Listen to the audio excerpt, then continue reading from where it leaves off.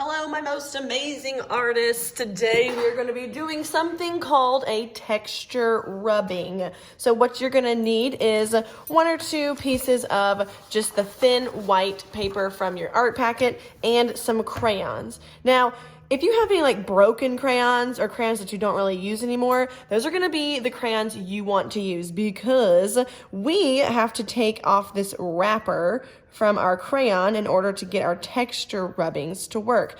So pick out a few crayons and go ahead and try your best to take off that paper wrapping. You might have to get a grown-up at home to help you do this because it is kind of hard.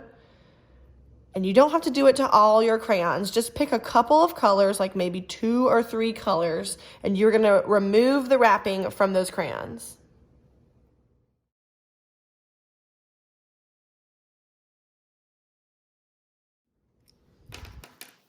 So the reason why we want to take off the paper from our crayons is because we're not going to be using our crayons up and down like we would hold a regular crayon or like a pencil. We're going to be laying them on their side so that we can use this whole part of the crayon to color in our paper.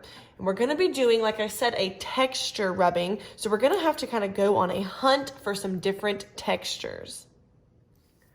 So a texture rubbing is when you have a crayon or some kind of material and a paper and you have something that feels a certain way. So like a smooth table doesn't have any texture. So when we push our crayon on a smooth table, nothing really happens. But if we find something that has texture, and my friends, texture is the way that something feels. So this has like a bumpy texture, and if I put it under my paper, instead of my crayon being on a flat, smooth table, now if I push my crayon, that texture shows up on my paper. So in the art room, I have these things called texture plates, which are just little plastic things that have different textures, and they work the same way. If you put them under your paper and lay your crayon sideways, it picks up the texture from that plate.